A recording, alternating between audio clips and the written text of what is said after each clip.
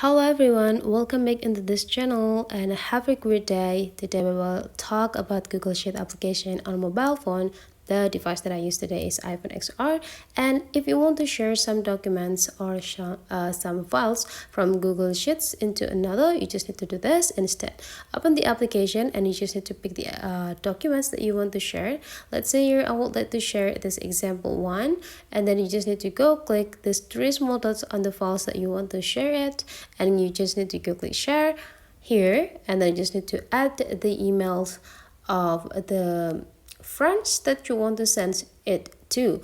Or you can also do this instead. You can also click this manage access, go click this restricted here, and then you just need to change into anyone with the link.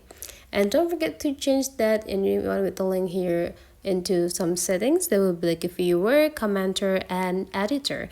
If you want your friends have an ability to edit this document, make sure you change it into the editor.